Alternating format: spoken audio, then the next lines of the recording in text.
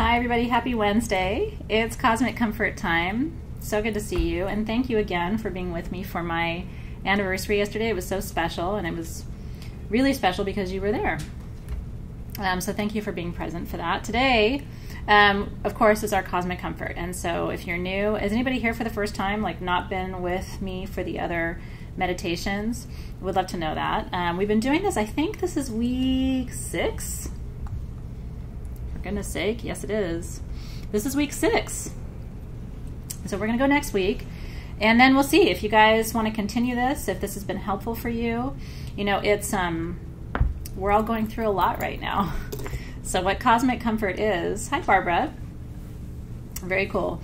So good. So Luna's new, Jessica's first time here, so good to see you. So good to see all of you, even if you're not new.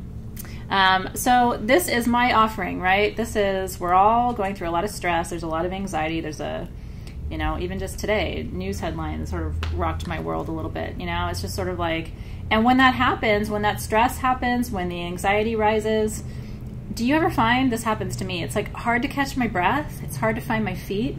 You know, when something comes along and sort of pushes you a little bit, you sort of like, you have to like catch your breath, you know, like, whoa. And I think we're all feeling like that in different ways. It might be, you know, current events. It might be things with your family. It might be, you know, whatever is happening in your world. There is a lot of energy in the field right now. And astrologically, I will tell you, so this month's new moon was in Leo. We have another new moon coming up in August in Leo. We've got 2 eclipses next month. So we're in the middle of all of this really interesting astrological activity, which is churning us a bit. You know, Mercury's about to go retrograde in August, and so there's these stops and starts to our communication. There are stops and starts to our own energy flow, and then we have these new moons in Leo. And a new moon in Leo is about really getting your ass in gear. Like a new moon in Leo is not a time for you to play small, and it's not a time for you to be quiet or silent. It's a time for you to be decisive, to play big, and to take action in your life. That's what these new moons are about.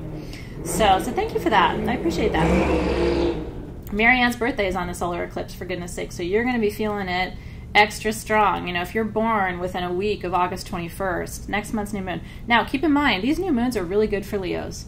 These are well aspected for us. These new moons are especially supportive of our new creations, new dreams, new visions. And so if you are Leo, sun, moon, or rising, this is a good time for you. So it's not a bad thing, but just how we experience a Leo new moon can be a little jarring. Because Leos are a lot to take in. I speak as someone who has to live as me, and I'm a little much to take in sometimes. So when we have Leo in the field, it's a little, yeah, so let's smudge. Let's start there. So tonight what we're doing as our source of cosmic comfort, we've been working around the medicine wheel for the past couple of weeks, and so we're going to continue that tonight. And so last week we did element of fire. We were in the direction of south. So this week we're going to be moving around clockwise around that wheel to the direction of west, which is element of water. And that's a great question Susanna just asked. How do eclipses affect us? Let's talk about that for a minute, because you got 2 of them coming up in August. So eclipses, what they do, think of eclipses like almost like a reverse tarot card. There's information there, but it's not steady. It's not direct. It's a little backward. And so the eclipses, because it's a literal hiding, right, of the sun or the moon, the eclipses are also a moment where what is hidden in your life, whatever that is, what has been hidden, what the eclipses do is force it out of hiding. So, and that looks like a couple different things for different people depending on where you are in your relationship to truth in your life. So if you've got secrets that you're keeping, the eclipses do a really nice job of outing you.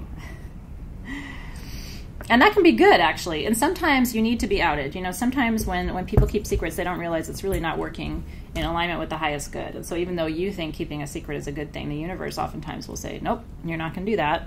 And it will pull the curtain back and show whoever needs to see what's been going on. So my advice to people when we're in these, especially these bookending eclipses, you know, when there's like back-to-back, is to be honest, be straightforward. If you need to have conversations with people, have the conversations. You know, the engage directly is what I would tell you, because the gift that they bring is clarity. And if you're in alignment, then that clarity is also a gift for you. And so then there's no harm, no foul to the whole thing. Okay? All right, cool. So that is what's coming up with the eclipses. That's the information that you need to know. And then tonight we're working with water element energy for you. So good. Yeah, I mean, I like, look, the truth is, at some point in our lives, we hide things, whether we're conscious of it or not. And sometimes things are hidden from us intentionally. Sometimes even information, your spirit guides might not disclose everything about a situation to you. And sometimes that's because you're not ready to know. You're not ready to see the whole big picture yet. It might overwhelm you. It might lead you in a direction that you're not supposed to go right now. It might confuse you. And so sometimes the universe is not completely clear.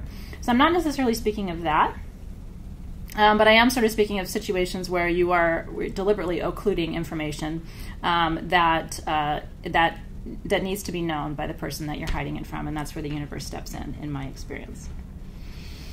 So Lorian's asking, do you charge crystals during eclipses? I don't charge crystals during eclipses, but I do use crystals to navigate eclipses. And in fact, we've got a new set of tools coming for the next eclipse at customer request, because you like having tools for such work. And those tools are going to be to support the opening of spaces of truth in your life and helping you to navigate these eclipses in a way that doesn't throw you off center. So that's kind of the focus, is staying steady, and crystals can be very helpful for that.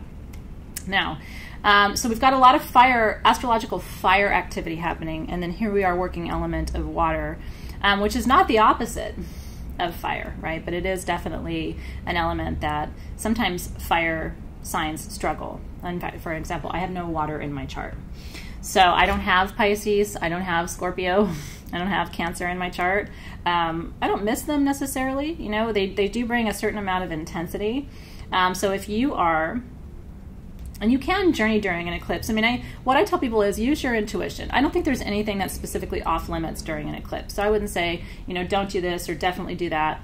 I would say lean into your own intuition, and if your intuition says charge your stones or meditate or anything like that, then do it. My intuition has always told me just to chill a little bit, right, during the eclipse, and sort of let the universe. Those are the times when I see the universe working actively. And I think my job at times like that is to let it and not get in the way. Does that make sense? So at the eclipse, I let the universe decide what disclosure looks like and how that needs to operate, and sort of stay out of the way. Most of the time when we feel struggles in our lives, it's because we're getting in the way of what's already trying to happen. It's almost like we meddle in our own lives. Does that make sense? And so during the eclipse, it's a big reminder to me, don't meddle. The universe is supporting you. The universe, wants to manifest your desires. And the more you can sort of say, hey, go ahead, universe, I'm going to sit over here while you do that, the happier you will be. How do you find out your chart? It's a good question. So there's a lot of different sites where you can go and enter your birth data to get a natal chart. That's what you want, N-A-T-A-L. The natal chart is a picture of the sky at the moment you were born. And so you can go to a place called astro.com. That's the place I go because it's relatively easy, but there's a lot of websites. If you just Google free natal chart, you'll find lots of places. And you just enter the things you have to have. You have to have your birth time to the minute, and you have to have the precise location of your birth.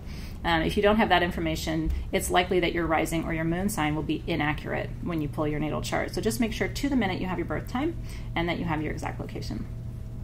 Oh, that's fantastic. Hi, Jorge. He says you visited the store on Saturday and that you and your wife are fans. I love that. And you're a Virgo and your wife's a Leo. Hey, so you have a little bit of a sense of what my life is like. Is she a peacock Leo like me? It's fun. We keep things exciting for our Virgos, don't we? I know. Okay, so tonight, if you're a water sign, it's going to feel really comfortable for you. If you're a fire sign or an earth sign or an air sign, tonight is going to feel good, because we need water. Even if we don't have water, we're aware, right, that we need to work with this element.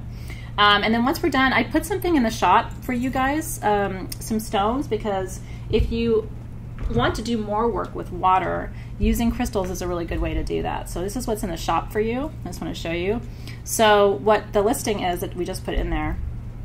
By the way, everything is 20% off today on stagegoddess.com.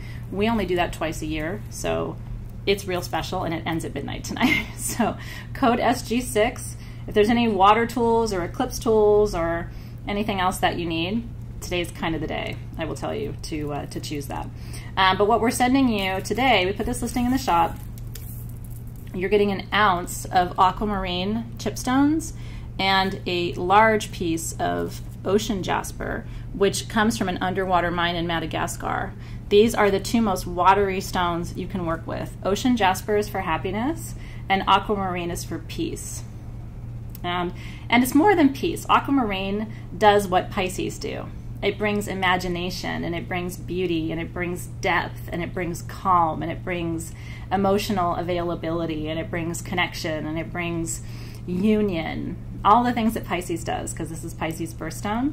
So anyway, we put this in the shop today at a really great price, and you get to take 20% off of it. So while those last, if you want to do more work with water, this is the way to do it. And you might want to consider, if this is an element that you need to work with, you might want to consider making a water altar. It's a beautiful thing to do. And in fact, there's people who do a room, an elemental room, or they take their bedroom or their study or their whatever you have at home, a guest bedroom, and they do 4 altars, one in each direction in the room for earth, air, fire, and water. And on their water altar, they put a beautiful, chalice, maybe not with kombucha in it like I have, but, just a beautiful chalice with water, or fresh flowers in a vase with water, and aquamarine stones, and ocean jasper, and iolite, and all of that watery magic. And then they do an earth altar, where they put petrified wood and all the lower chakra stones, right? The obsidians and the bloodstones and the hematite. And they make an air altar where they put lots of feathers and smudging tools and, all of the air sign or air element stones like citrine and, optical calcite is another beautiful one. And then they make an altar, and so they go around the medicine wheel, and it's really exciting because on the fire altar, that's where all your candles go, and then all your fiery stones, your carnelians and your fire agates and your venadinite and your, all of the sacral stones go there. And it's beautiful when people do that well. And it can be really tiny too. It could just be little tiny, just 1 or 2 things around each corner of the room to hold the space. It's beautiful, isn't it? In your free time. Not that your partner, if you live with someone else who's a muggle, I'm sure they already appreciate all your sacred tools being all over the place all the time, so they may not be too happy with me for saying, hey, go make elemental altars in every corner of your room. I think it's a great idea.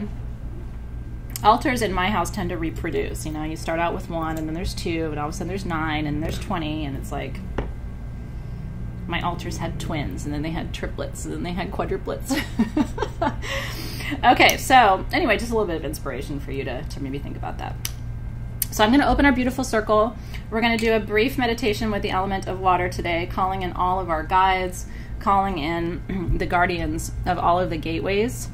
Starting in the east, we call upon you, guardians of the Eastern Gateway, to open this new chapter for us, this deeper connection to the element of water and helping us connect more deeply to our emotions.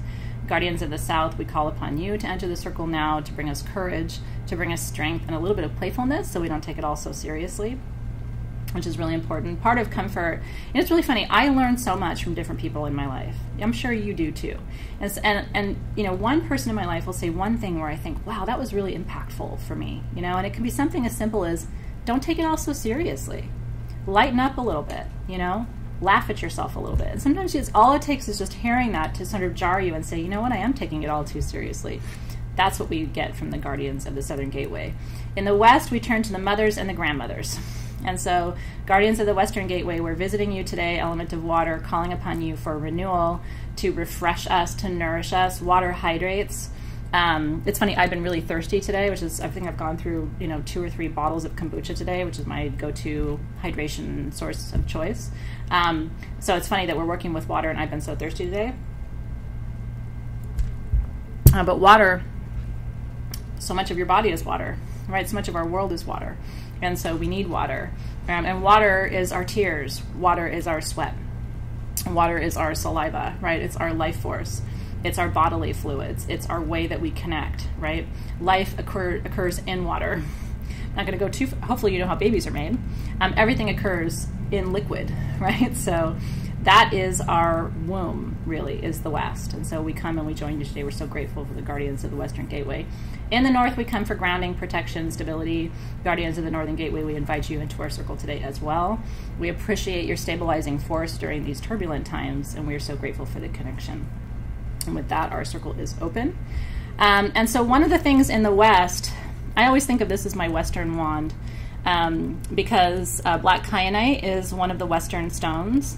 And this is titanium quartz, which is also a Western metal. And then Kuan Yin sits in the middle. So I always think of this as my Western wand. And so as we call in, I'm pointing my wand sort of due west here in the classroom. And so if you have a wand and you want to use it to do the same work that I'm doing, just calling in all of the energies from due west into our circle tonight.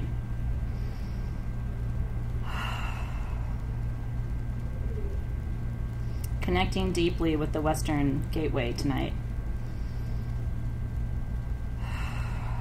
And so as we channel those energies and call those in, I want you to close your eyes and really imagine yourself close to a body of water that's familiar to you. It can be a lake or a river from your childhood. It can be the beautiful Pacific Ocean, which is at my doorstep.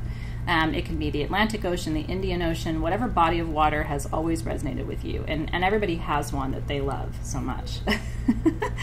When I go to Tucson next year, if you want wands, that's one of the things that the insider listing is for. There are multiple people every year who send me in search of wands for them. So if you want me to do that next year, there's a lot of wand makers that don't sell. Like this person does not sell online. So he brings a few of his pieces to Tucson, and that's pretty much it. So if you want those things, just remember next year when we do the insider, and then let us know that you want a wand. And if you want to know more details about that as we get closer to Tucson, you can let me know. So I want you to imagine that you are near that body of water, whatever it is for you. For me, it's the Pacific Ocean, whether I'm here or in Hawaii, which are my two homes. The Pacific has always been my mother water source. And so I always imagine the Pacific, but whatever body of water resonates with you, I want you to close your eyes and imagine that you are standing before that body of water.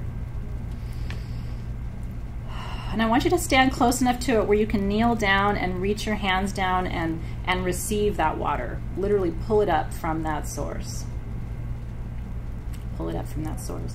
And I really want you to, when you're doing meditations and visualizations, it's so important that you can imagine every detail of what we're doing. So you need to be able to see that water, smell that water.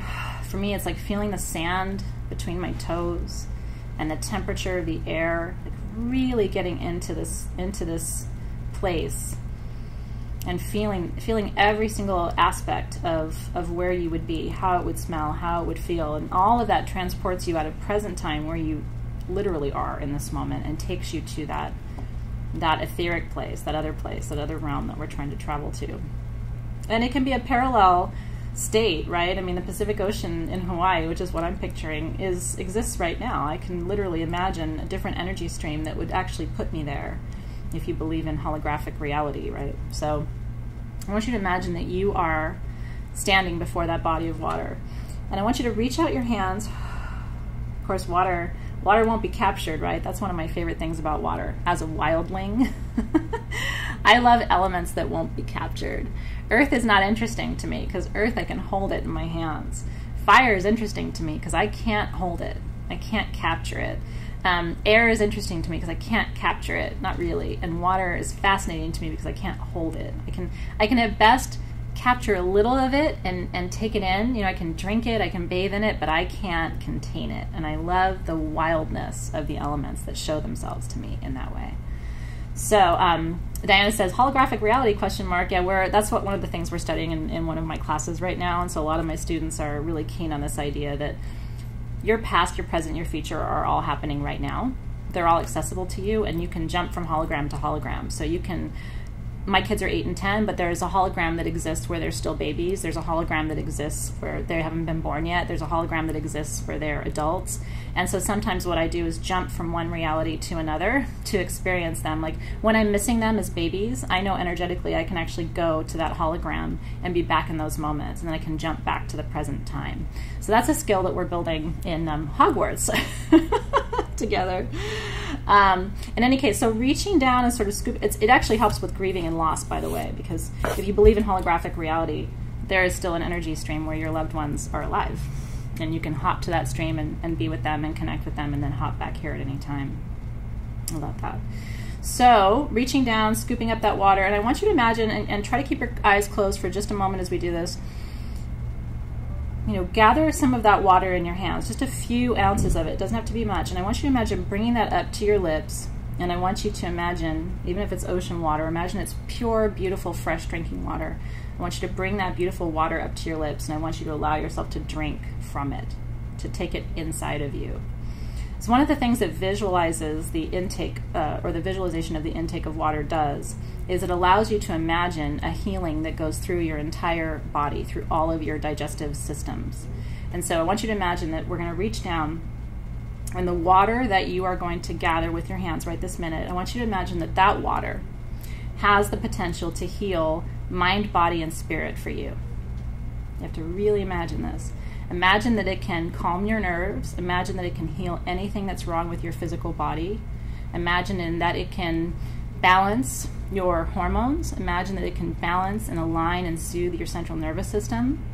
I want you to imagine all of that. Imagine that it can do anything you want it to do. What would you want it to do beyond what I just said? Imagine that it holds happiness for you. Imagine that it holds peace for you. Imagine that it, whatever gift that you need, the elements are always capable of bringing the gifts to us in their unique ways.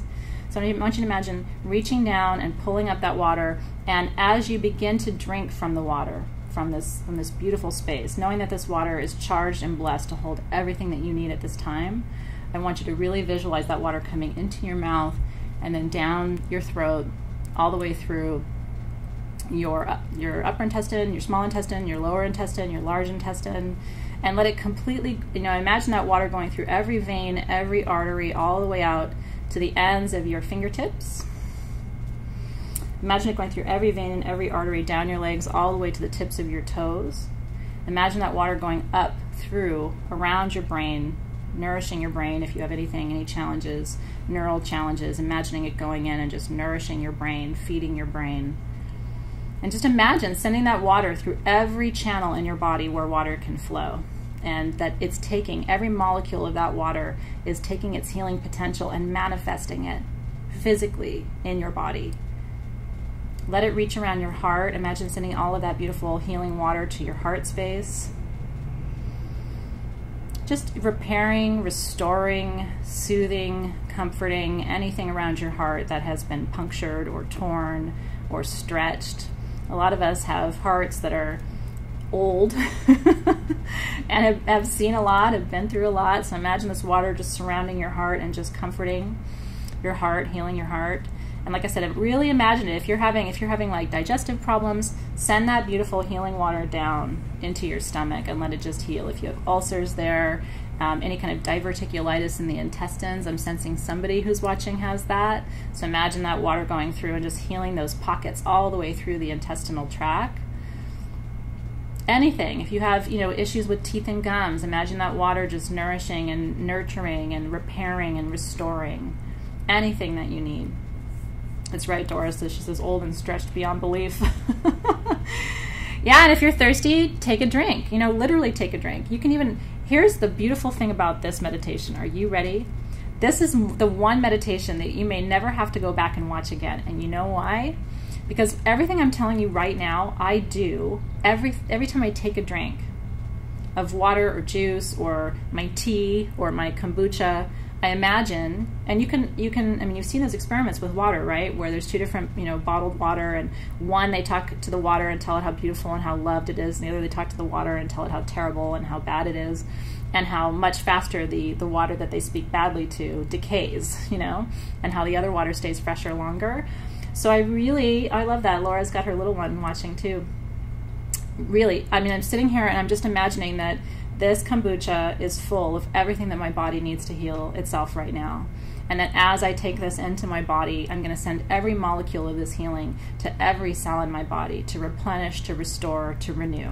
And say that with me. Replenish, restore, renew. And so I'm grateful, and you can just pray over your water. I'm grateful for you. I'm so thankful. I trust that you are exactly what is needed at this time. I receive this replenishment. I receive this restoration. I receive this renewal with gratitude. And so it is. And then drink. Cheers to your health, right? It doesn't hurt that mine's in quartz. So the energy of that intention just got magnified in a big way. But you know, here's the thing I will tell you. I grew up with a mother and a grandmother who taught me, I think really smartly, to make eating a beautiful ritual and make drinking your drinks a beautiful ritual. You know, drink your water out of a beautiful glass, especially if you don't like water.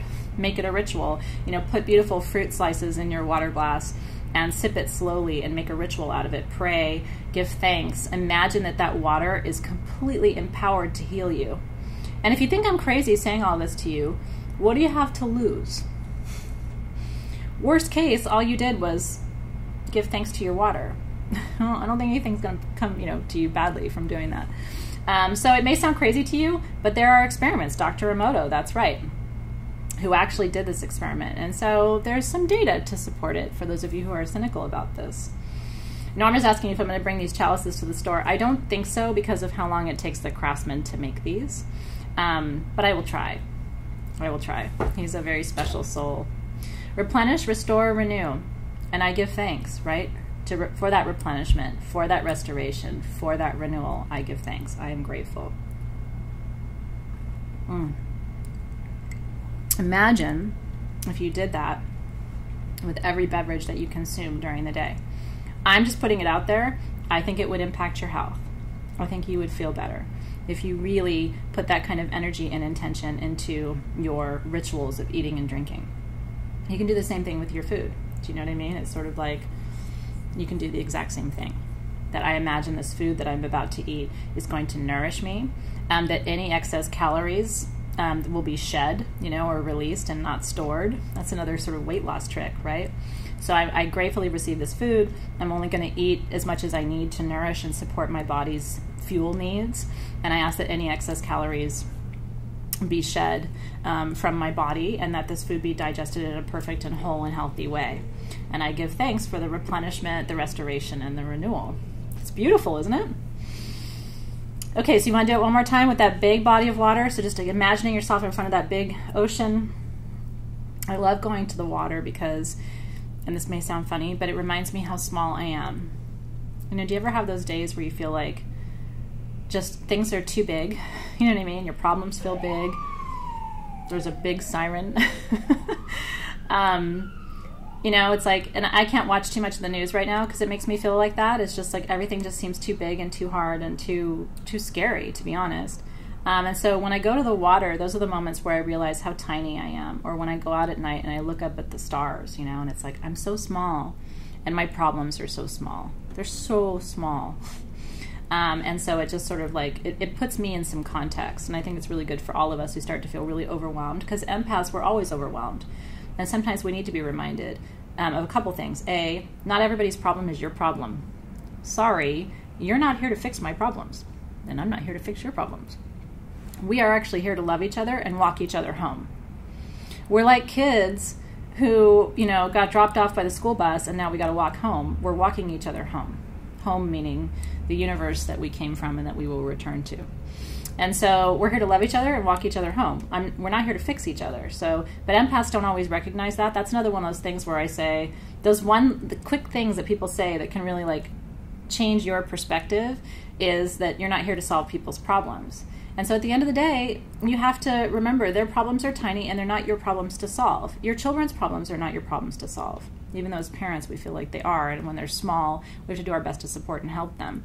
But even with our children, we're not here to fix everything. Otherwise they won't learn. So it's this fine line of wanting to help and support, but not trying to fix, not trying to overthink, to Tina's point. Oh, I love that, Cynthia. Cynthia says, I look at the stars and I want to go back home. Isn't that true? I've had plenty of those moments where I look up and I say, you know, it's really funny. I think a life well lived ends when you can say to the people around you, I'm going home. and I'll see you later. I'll see you soon, but I'm going home. I think that's a life well lived, but you have to really live your life, I think, to get to that point at the end where you can say, and now I've done what I came to do and I'm going to go home. I feel that way sometimes when I look at the stars too. So beautiful, isn't it? Well, Leslie says she can't stop overthinking, and that's where sometimes the crystals can be good allies to you. Lepidolite is a really, really good one for not overthinking. It can be really helpful. Hypersthene, Hypersthene, which we have in stock. Using don't forget your 20% code, SG6. But Hypersthene and Lepidolite, which we almost always have in stock, are really good for helping you not overthink, staying in the moment, not letting the monkey mind just sort of run the chatter in your head. I think that's really, really important. Absolutely. I agree with you guys. And that's true too. Cynthia says, not my circus, not my monkeys. But sometimes it's not so easy. When we, on the one hand, we're not here to fix other people's problems, but at the same time, we do have to acknowledge the interconnectedness of all things. So it's really easy to say, well, that's not my problem. And that's not, you can even look at politics and stuff. Say, that's not my problem. That's not happening to me. But I am you, and you are me. I'm not here to fix you, but I sure am part of you. And so if something hurts you or affects you, it sure does hurt me and affect me too. And a denial of that, I think, causes us to think that we're separated, which actually is the root cause of depression. If you really, really, really think about it, what is depression but feeling really alone and like no one understands you? Like there's no way anybody else could possibly understand what you're going through. But you know that that's not true. You are never so alone that others can't understand you. Like that's just not the case. If you've made yourself alone, you've probably isolated yourself for different reasons, but I encourage you to find people who can be your tribe, even if it's just online and virtual. I think that's a lot of the reason why people, come to Sage Goddess, is that we have communities where there's just no judgment, and so at least in those communities, you're not alone because we're surrounding you, and it's a safe space where you can kind of say whatever, and chances are half of us have been there before. So that's what you need to do, is you need to find a community that can nourish you and remember that you are never alone. The separation is a grand illusion. You are not separate from me, even though you may be literally a world away. So true. Okay, so one more time, let's do that with the help of our siren. Sending blessings to whoever needs that siren right now. Grateful that it's not us in this moment. May they be safe and well. And so reaching down and just taking another big scoop of that water in your hands, as much as you can hold for the moment, drawing it in, and just setting the intention that this virtual water that you're receiving is going to heal every cell, every bone, every muscle, every vessel, every artery, every vein in your body, from the top of your head to the bottom of your feet. And then just receiving. Imagine taking that water in and just letting it move all the way through every system in your body, out to the tips of your fingers, down to the tips of your toes, top of your head. Just let it completely just move throughout your entire body. Just create that space. If it helps to move, do that. You can just sort of stretch your legs a little bit. You can stand up a little bit and literally move in your space. Again, water is movement, right? So that's why if some people, work with the element of water by dancing, or some people work with the element of water by swimming, usually it's movement, because water wants to move.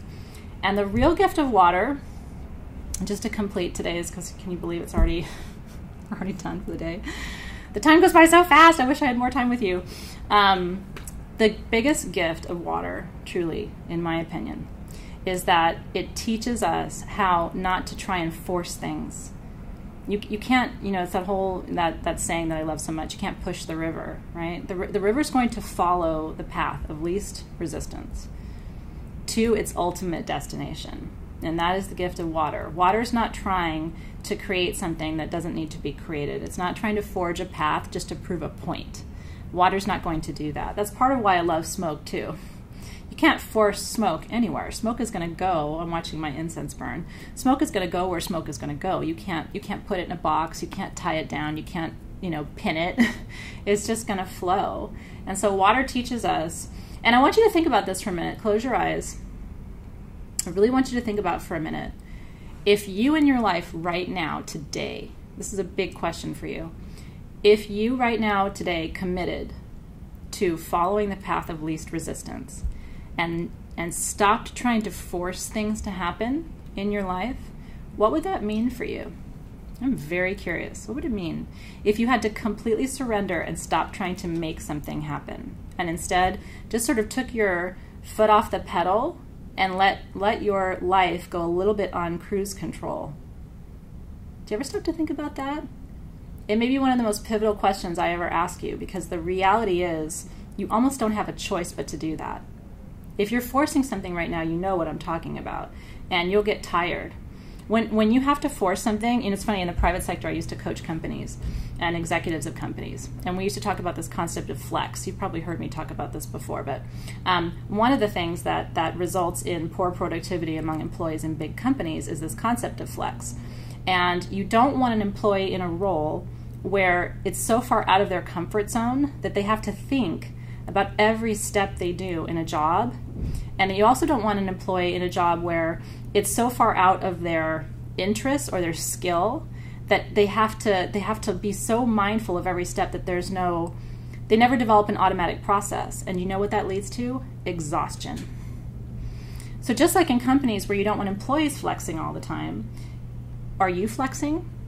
Are you in a relationship where you're having to flex all the time? It's not a natural partnership, so everything is work. Are you in a family where you have to flex all the time? Everybody's conservative, but you're liberal. Everybody's liberal, but you're conservative. Are you, where in your life are you having to flex, and what would it look like for you to stop? I guarantee you'd get 50% of your energy back. Can you imagine that? When people stop flexing, and this is there are articles written about this, so there's data behind this. When people stop flexing, they get 50% and more of their energy back, which means they can be 50% more productive in their life when they stop flexing. In what I do with Sage Goddess, I don't flex. I work really hard, pretty much 24 hours a day, but this is what I love, and so there's no flex. I meditate anyway. I work with stones anyway. You know what I mean? This is what I do, even if I'm not working. So it's not flex.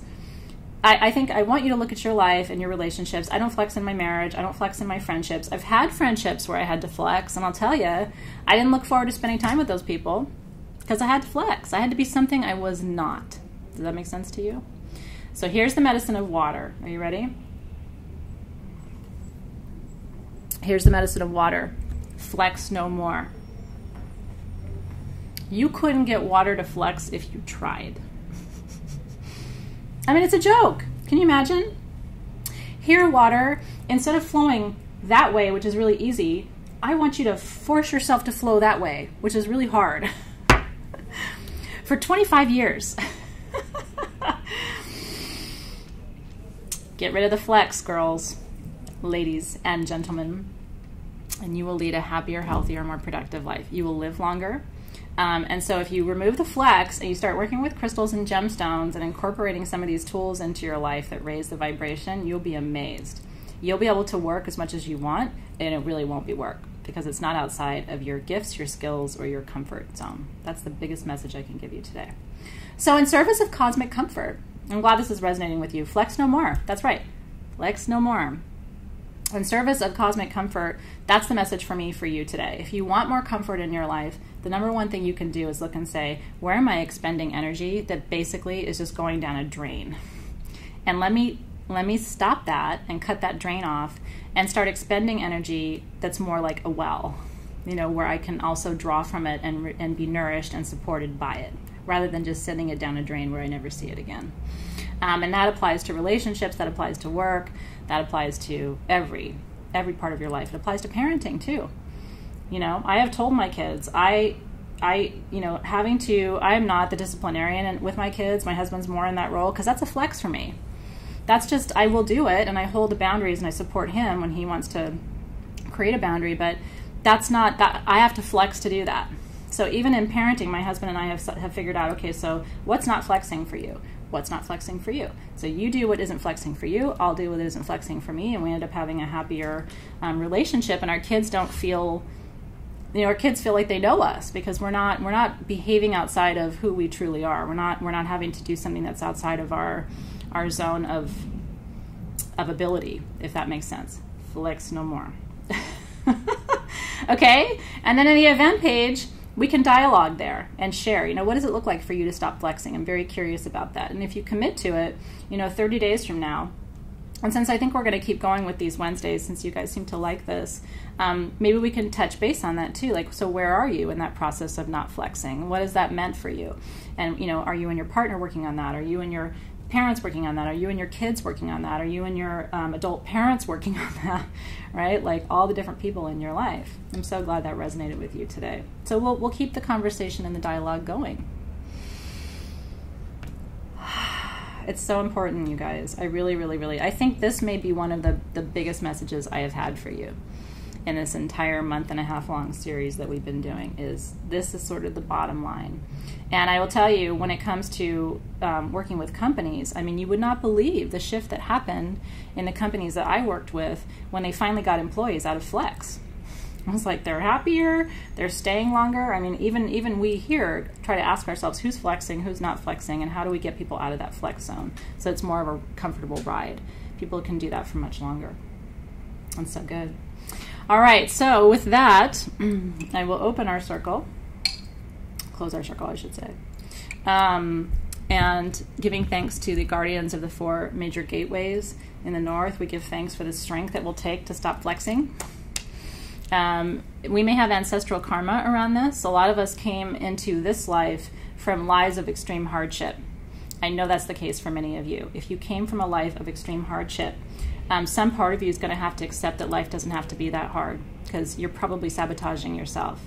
So if you did come from a past life of extreme hardship, extreme labor, extreme sadness, extreme trauma, let's do some karmic cleansing to release some of that, and that's the work of the Guardians of the North. You're so welcome. So we release the Guardians of the North with gratitude. In the West, we're so thankful for the mother and the grandmother who show up to us in the element of water, who come to wash away anything that is old and stuck and needs to be renewed, refreshed, and restored. And so we're so thankful for the water medicine today in this concept of letting go of what is difficult for us in service of greater flow and ease. And then in the South, we give thanks to the guardians of that southern gateway for the courage it's going to take, because we're going to have to start saying no. In order to prevent flex, you have to say no. No, thank you. No, I'm not going to do that. No, I would rather not do that. I would rather do this. You're going to have to start speaking your truth. And so in the South, we ask for the courage to do that, release you from the circle. And then in the East, we're thankful for the new beginning that comes every time we create a new pattern of behavior or way of thinking. And so tonight's a new beginning for you as you let go of flex. And hopefully, because it's such a simple concept, you won't forget it. Like, as soon as something is hard for you in your life, I want you to stop and say, that's Athena. She talked about flexing. I'm flexing. I got to stop this. Or when you see someone doing it, you know, bring it to their awareness. Nothing is more refreshing for people than when you say, you know, you're flexing, right? You know that that isn't in your comfort zone, and that's why it's so much harder for you. Can we find something else for you to do? Can we find a different way for you to do this so it isn't so taxing on you? I swear to God, people will hug you for that. They will hug you for that because it means you see them. And you see their struggle. And once you see you and you see your struggle, then you'll be in a better position to be able to help and support others. And so it is. So it is. All right, everybody. Thank you for being here today, as always, in this beautiful meditation. The aquamarine and the ocean jasper that I told you about are in the shop.